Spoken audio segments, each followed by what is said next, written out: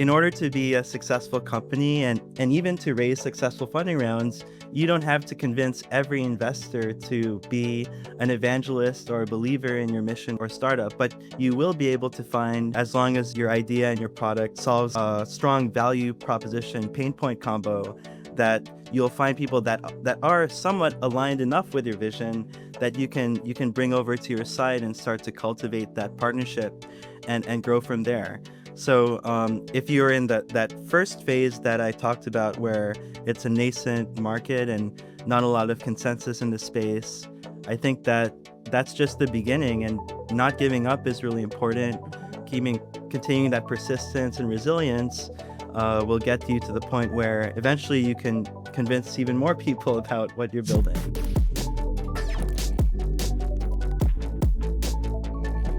Welcome to the Inside the Round podcast, where you get to learn about raising capital from founders who have just done it. I'm Helena Fogarty. I'm a fundraising expert who helps startups raise their seed and Series A rounds. And today I'm speaking with Miguel Guerrero of Otis AI. Otis AI is an AI digital advertiser for businesses and agencies to manage digital ads across all major platforms. Otis does the work of a professional performance marketer with better results. Otis AI has raised a total of $8 million with investors including Gangels, Studio VC, Vibranian Venture Capital, Depot Ventures, Future Labs, the co-creator of Facebook ads, Young Feng Wan, Singularity Capital, Entrepreneur Magazine, and Alex and Layla Hormozi, among others. So let's figure out how they did it. All right. It's so great to have you here. Awesome. Thanks for having me. Absolutely. I'd love to kind of go back even before Otis AI, because I know that you are really a serial entrepreneur and you got started very early on. Can you talk to us a little bit about Meepcraft? Yes, that was my first entrepreneurial venture. Started when I was 14. Yeah, amazing. So my whole trajectory has been focused on entrepreneurship, and it became the largest Minecraft server in the world at that time. I was able to grow it to 5 million users. So definitely a very interesting experience. But from that, I learned a lot about scaling infrastructure and managing software teams, and also building a profitable business. And so I built the team, and it's still around today as a volunteer staff team, but people have played on it for years. Some people got married after meeting each other in the game. It's very cool. Like, I have a Yeah. 14-year-old right now, and she's not at home creating a Minecraft server. So it takes a particular person to do that. What spurred you to create Meepcraft? Well, I enjoy video games, and this particular game, I started learning about Minecraft in 2011, and started my own private server so I could play with my family, and it started taking off. It got a lot of organic traction. And also, I was just thinking, since we're talking about fundraising, a lot of the times when I speak with like a VC analyst or associate, more on the junior side, a lot of them have played on the server, so they already know That's amazing. about Meepcraft. They've tried it. But yeah, that's how it started. So it was it's a virtual economy server, so people could buy and sell different virtual currencies and buy items in the game, and they could create their own towns as well and recruit citizens and build that way. That's very cool.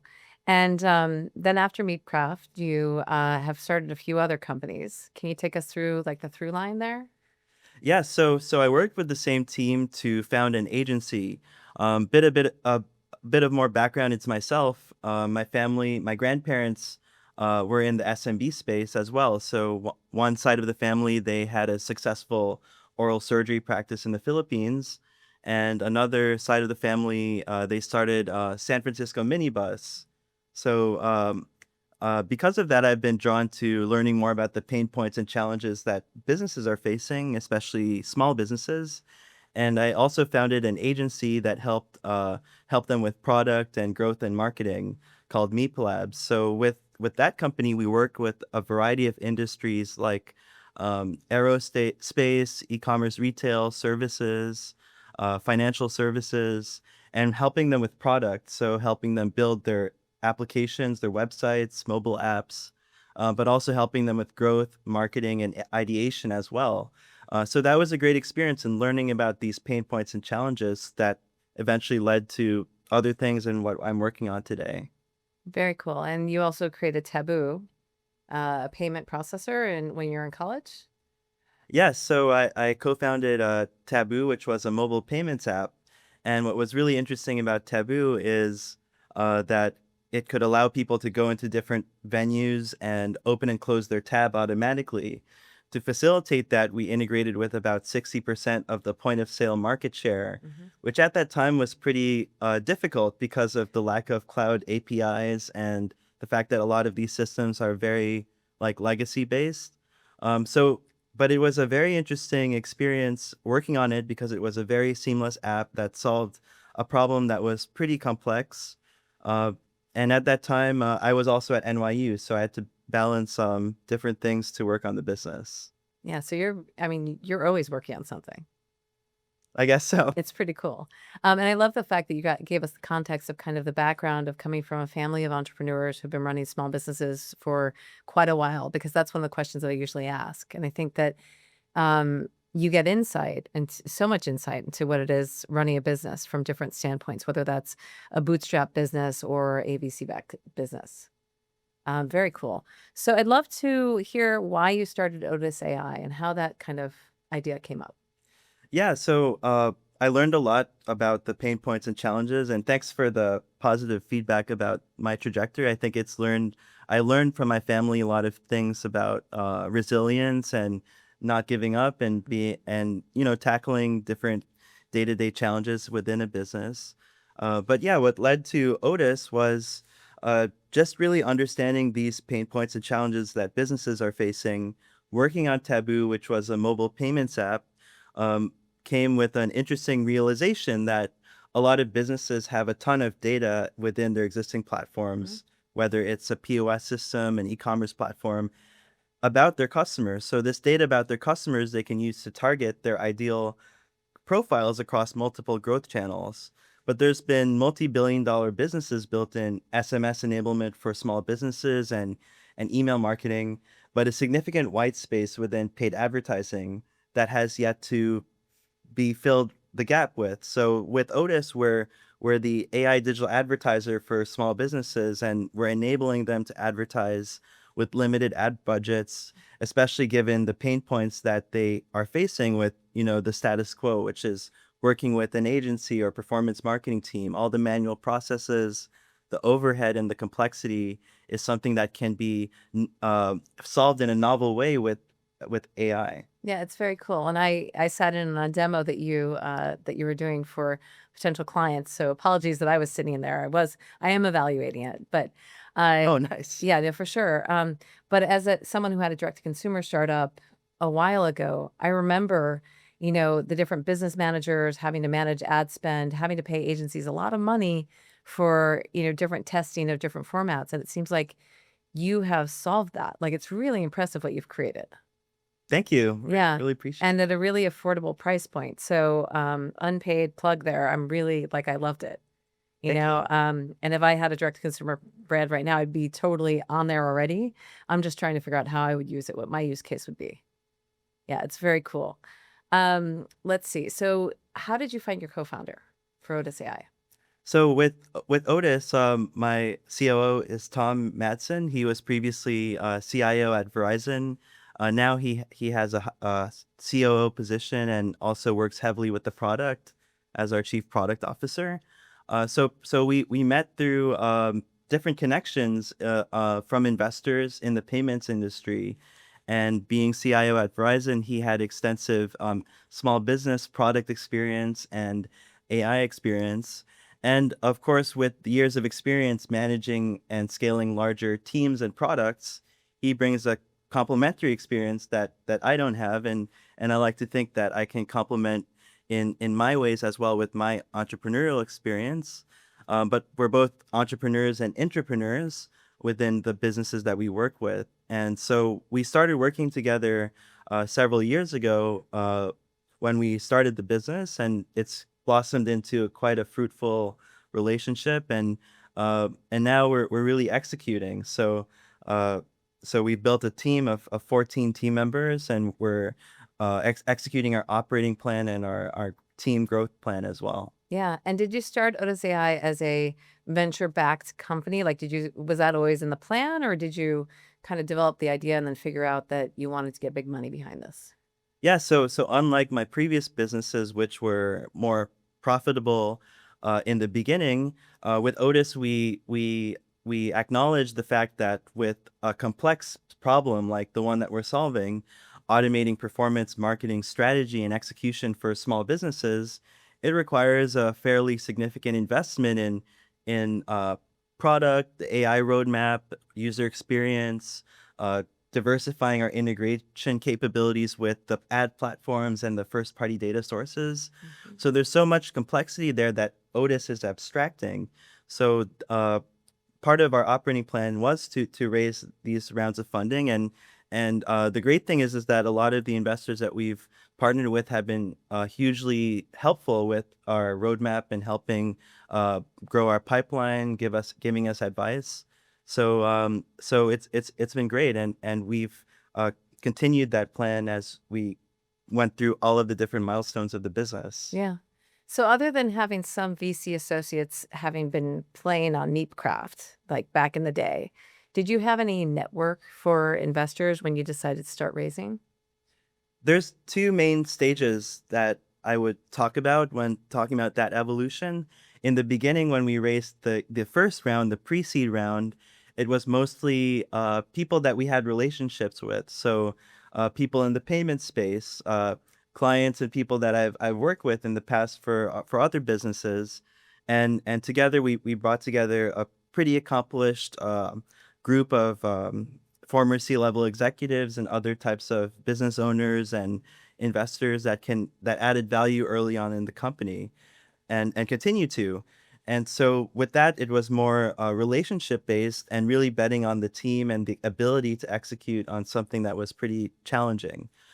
But when it shifted towards focusing on more institutional investors and early stage funds, the approach was definitely different because they didn't have the same years of experience working with us, and we may just have gotten connected through a warm introduction or even reaching out to them. Uh, so it quickly shifted or gradually evolved from something that was more relationship based and and trust driven. And even though it does require a large amount of trust, it's very much more quantifiable in terms of what kind of metrics that you have to articulate and how to approach the conversation. Mhm. So that was an evolution that's just we've gotten better and better at it over time, and that's how we've been able to attract such a strong group of investors early on. Yeah. And so when did you raise your first round? In 2020, Okay. And then did you raise another round in 2021 or like late 2021, 2022 or? yes, around early 2022, we Mhm. closed our early seed round Okay. as well. And then you raised again, right? Yes, yes. So recently we brought on a priced round as Mhm. well. So how has it been different in terms of raising before? Like, I feel like May 2022, things changed, right? Like the market was kind of frothy. And then like I think it was May 4th of 2022. I looked it up because I was always saying May 4th and I was like, yeah, I think that was it. Where something changed in the market and things became a little bit tougher. So what was it like? Did you experience that, or is it being in an AI focused company raising now, you still had kind of the wind at your back? Yeah, I would say that initially when I started, I was naive enough to think that there weren't these kind of cycles in capital markets and fundraising because I hadn't run a venture-backed business. But when but there were different milestones within Otis that were very unique. So Yeah. Otis was at its worst when the market was at its best. So, so like a lot of it, like when we were raising the pre-seed round and having a lot of these relationships with investors and bringing them on board, it was not in a great place because just as any startup would be, because you don't have a robust product and you have an operating plan, but you need to validate so many assumptions in the operating plan to actually execute on it. So But even with that, even with a good market condition, it was still challenging because of the lack of traction, Mhm. or it was just a more of a vision at that point. But then as we went to 2022, for example, when we had started that round, the market was pretty good in 2021. We were starting to grow a lot faster. But then in 2022, things started to slow down again as well. So I would say that uh, it's been a pretty balanced experience throughout all of these different processes, because I would say that even with all of that uncertainty in with the macro conditions and all of that, we've still been executing on a lot of our milestones, and we've been able to consistently hit the same exact milestones, but position ourselves in the right way. In the beginning, we had the industry impact of COVID that catalyzed the digital transformation of small businesses. Mhm.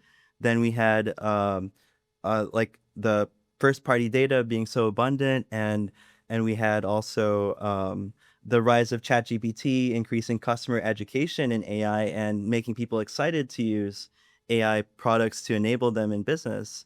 And now there's a whole other set of industry impacts that we have, but actually, even though each of those have been challenging in different ways, it's actually strengthened our position Mhm. overall, to the point where right now I think we're in the strongest position that we've been in the market. That's excellent.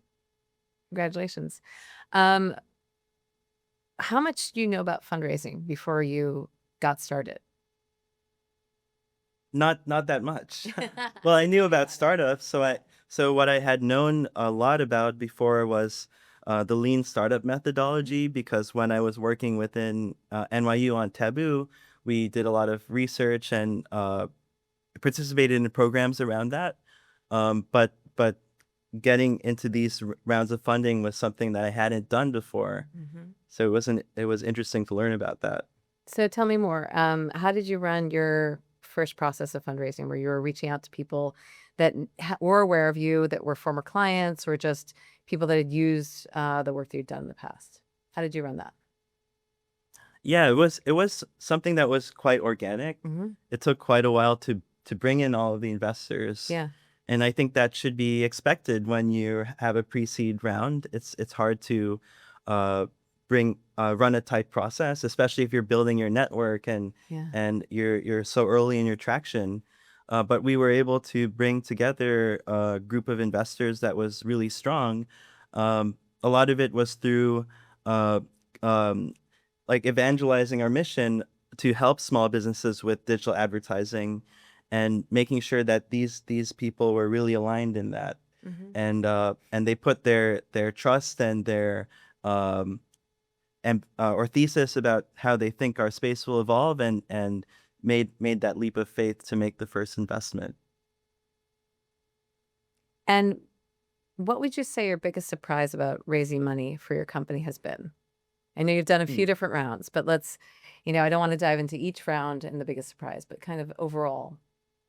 Oh yeah, I guess the biggest surprise was how many factors outside of the business fundamentals go into underwriting a fundraise.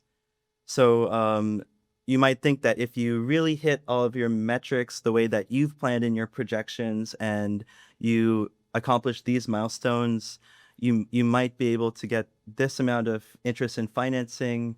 But in the reality is, as you mentioned, things change in the macro environment. There are certain uncertainties that you have to address in your communications with investors. Mhm. So it's not as simple as accomplishing A and you get B. It's much more nuanced, and I think that it's definitely gotten easier as we evolve the business.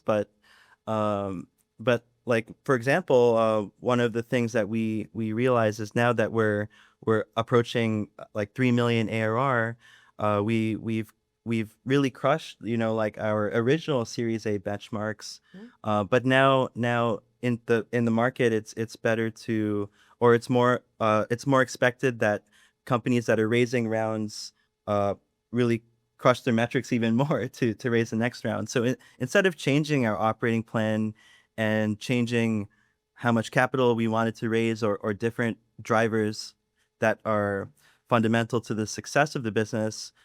It's just a matter of renaming and just talking in the same language that venture investors talk in order to accomplish the same goals. Yeah. And you mentioned you raised a price round recently. I'm not going to ask you about the details of that price round, but how was the process different? Like, the due diligence, the just getting money in the door. What was that like? I think it's it's been a better process than say 2022 Mhm. or so. And there's a lot of interest, in our market in advertising for SMBs. It's never been more exciting because so many people realize the huge addressable market of small businesses and how AI plays a very significant role in enabling this segment in a way that's maybe novel or more advantageous than potentially other segments. But before, it wasn't really like that. I think that before there was a lot of fatigue around the advertising technology sector due to Yeah. a lot of different factors. But now it's kind of like a new paradigm, and that's how we position Otis.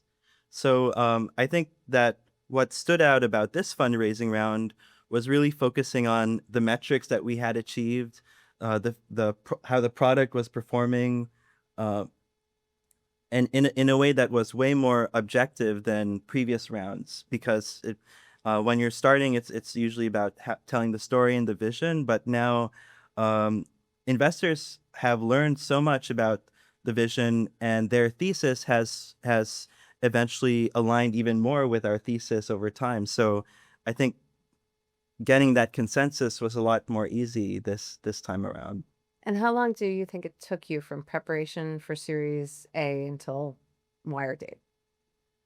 Oh, it was a fair amount of time, like several months Mm. to from starting the process to bring on the investors because aligning everyone to the same timeline is difficult. Oh yeah, it's an art. Yeah, it's Yeah. not easy. Um, do you think it was like a few months? Was it 6 months? Was it?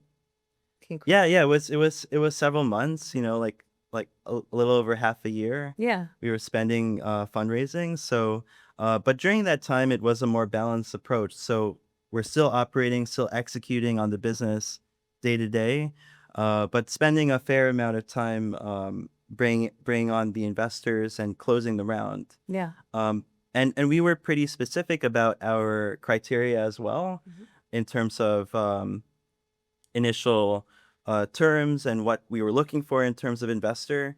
So that also made that process take longer potentially, but choosing the right investors is a better outcome. And through that whole process, we also grew a lot during that time too. So we grew a lot into our valuation, and by the end of the process, it's just like a no-brainer for anyone that's has a thesis about this space, that has a belief in our operating capabilities and our plan Mhm. to write an investment. So definitely became easier as the process ended.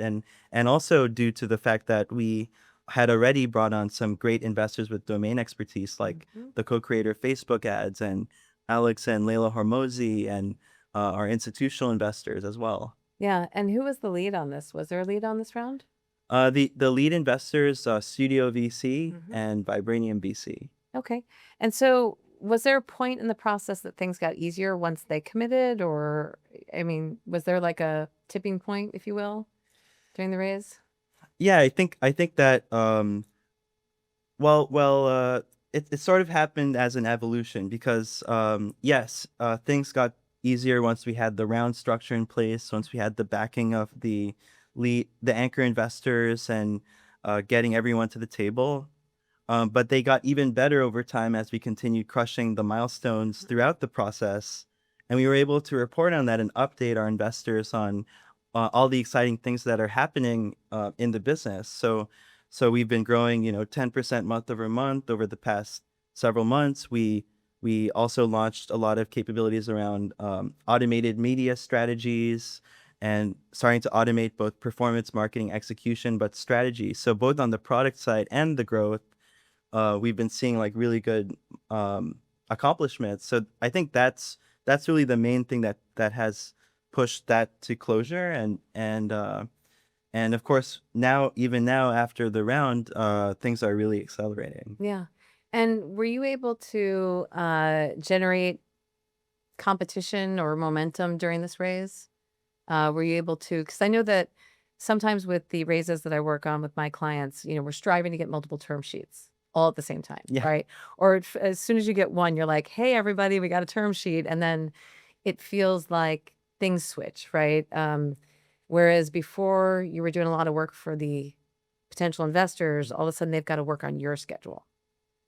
Yeah, yeah, exactly. I mean, that's the dynamic that I think we saw as an evolution, right? But there was a point in time towards the end of the round, where things got pretty competitive in terms of, the amount of funds that were interested, uh, and yeah, I think that also helped us bring on some amazing investors because they knew that we would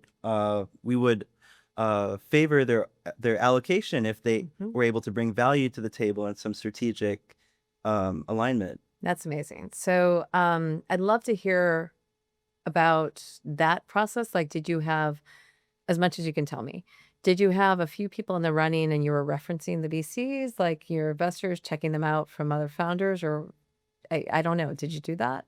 Yes, yes. More and more we've been pretty intentional about which investors we work with. Usually we want to work with investors where there's some there's some value that can be brought from both sides. Like Otis can support the growth of the portfolio companies, or they may have investments in potential embedded or strategic channel partners for the business.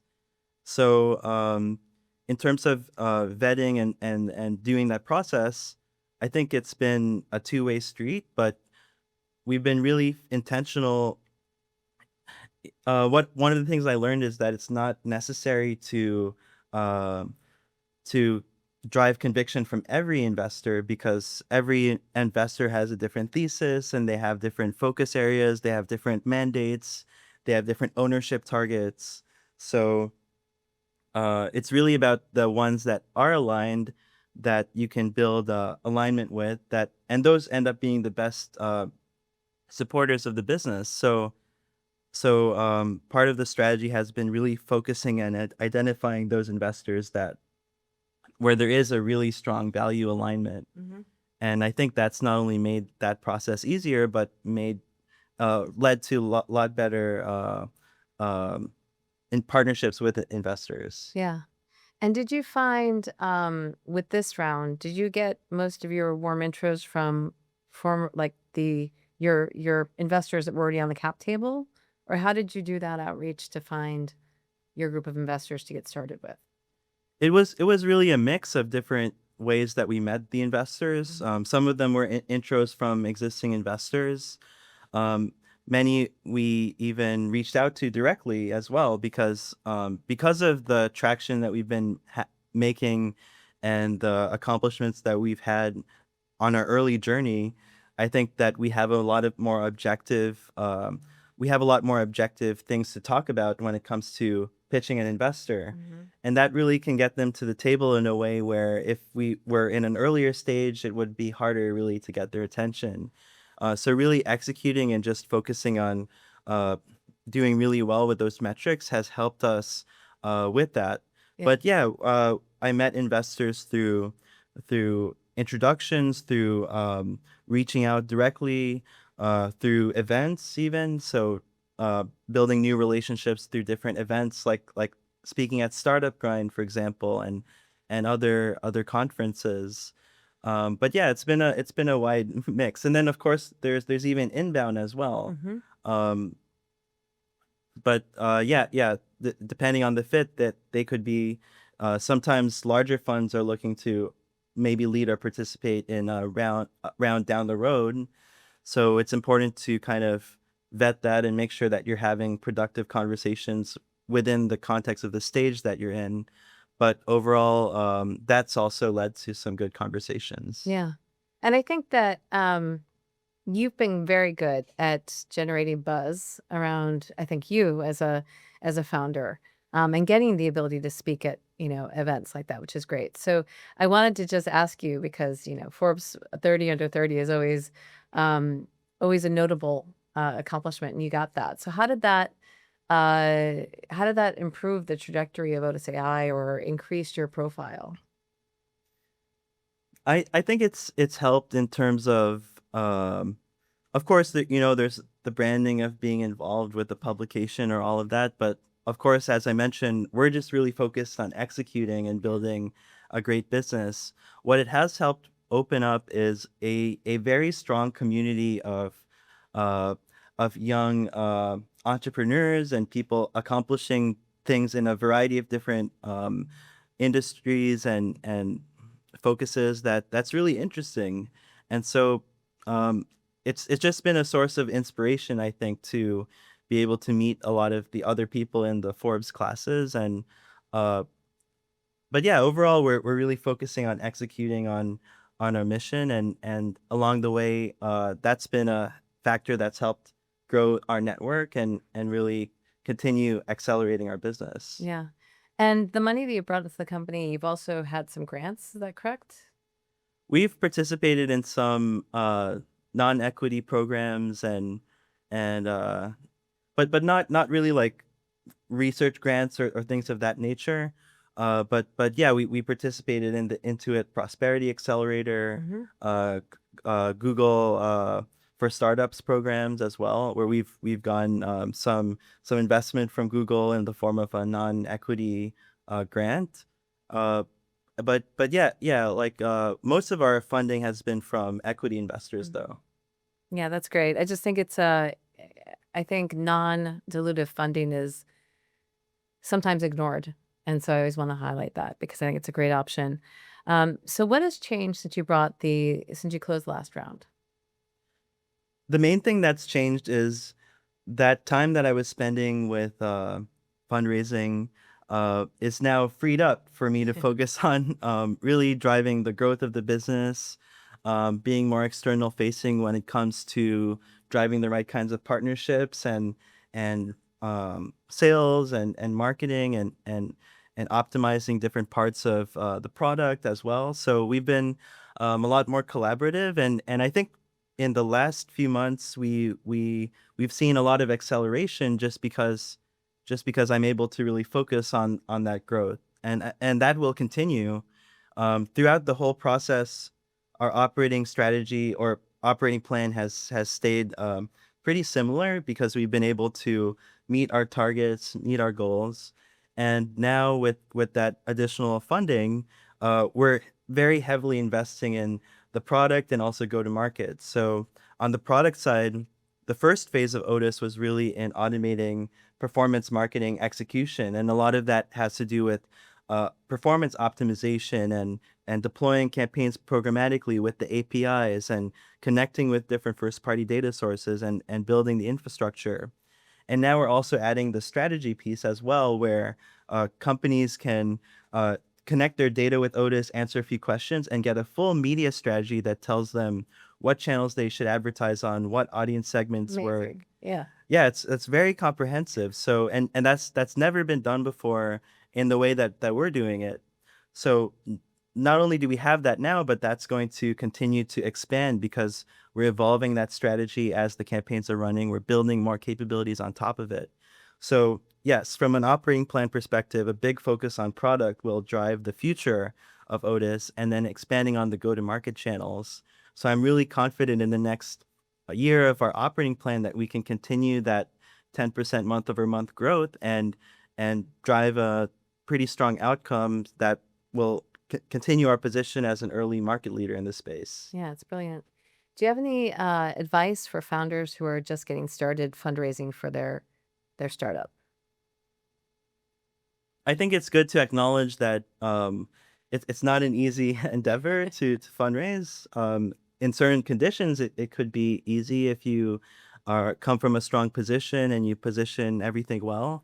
But I think um, when you see very very successful fundraising rounds or companies that are able to raise from great investors, one of the things that precedes the fundraising is having a pretty robust network of people that you would branch out from and start to leverage for that fundraising process.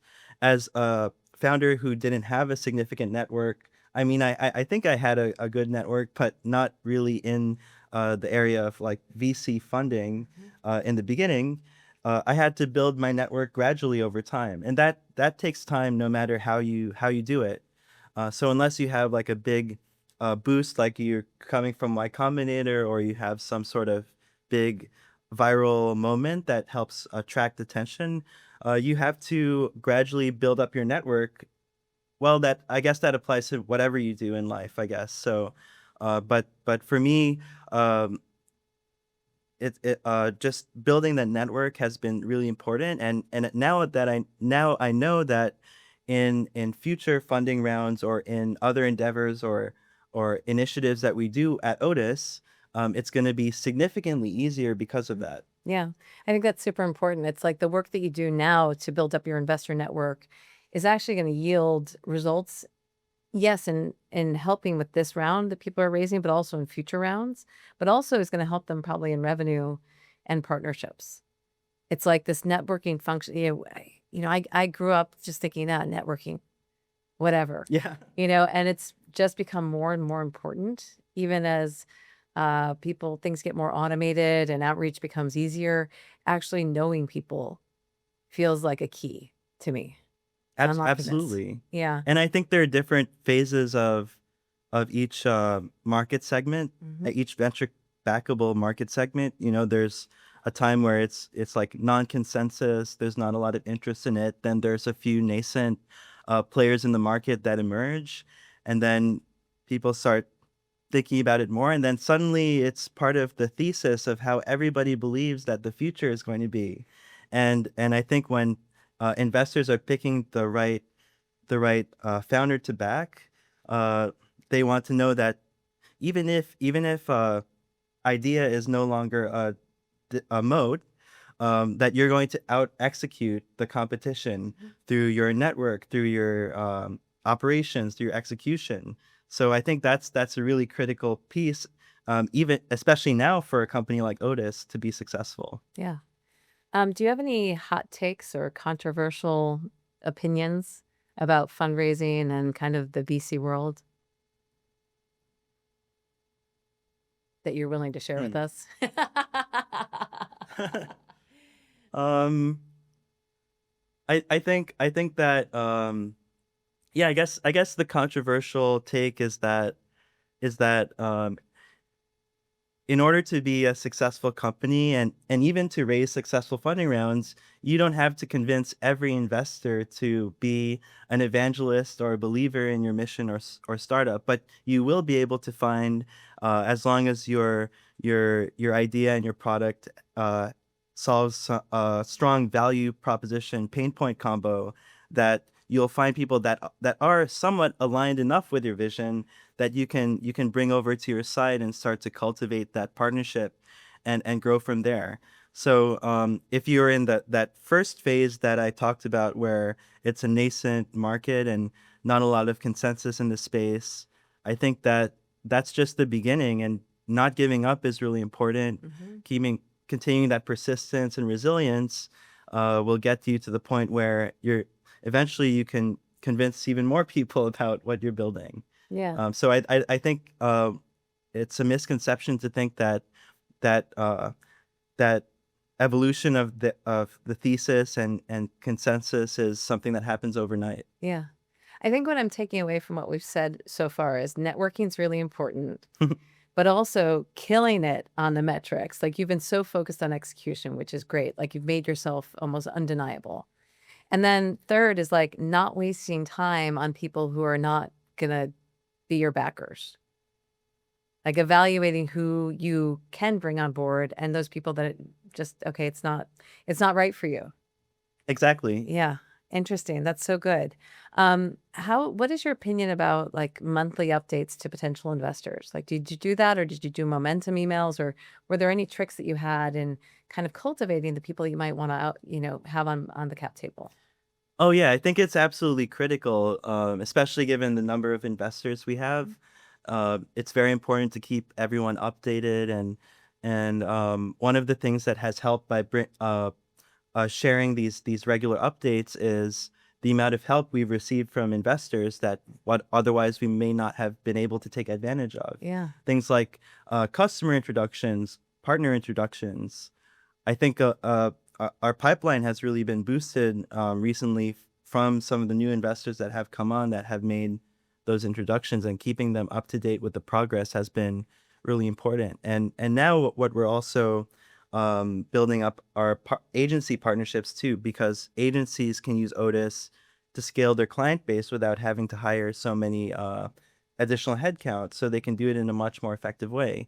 So that's also another way that we've been able to build up our pipeline, by asking for agency introductions and people we can work with. So I think it's been really helpful to have those as we grow our business. Very cool. Now, personal question. How do you stay mentally focused, emotionally healthy, physically healthy while you're constantly creating, you know, growth? Yeah, I think that's a that's a very good question and very important. So for me, it revolves a lot around focusing on health, and one of the biggest stress relievers is exercise, and making sure that you have a healthy diet, and getting enough sleep. So that's kind of like the building blocks for me. Um, Playing sports, playing racket sports has also been a great source of like social activity, Mhm. and so just having a balanced lifestyle as an entrepreneur is very difficult because It is. it's super demanding. And there are times when I won't be able to get the exercise in, or really focus that much on sleep or health. But as much as I can, I try to do that, and I think that's made a big impact. So I'll continue to do that, and the other thing is spending time with family as Mhm. well. Yeah, absolutely. So when you talk about sports, I know that prior to us turning on the cameras, you mentioned paddle. Did you paddle or paddleboard? Like, what is your sport? What is your favorite? Paddle is one of my favorite sports. Like, I really like racket sports like tennis. Yeah, I even play a little bit of pickleball as well. right. I think there's been studies that have shown that racket sports in particular are a great sport for longevity. I Oh, think because it's also very technical. So you have to be strategic in terms of your positioning. mhm. Uh, have certain technique when you're returning the ball, and working with your opponent. So uh, yeah, it's been great. Also in the city, it's hard to find different places to play. Yeah, So that's been something where I feel like with tennis or paddle, there's enough options where I could do that. very cool. I was just talking about tennis this weekend. It's not my sport, but I grew up learning how to play and never really took it on. I'm more of a soccer player, so Oh, there you go. nice. Not so good with hand-eye coordination, I guess.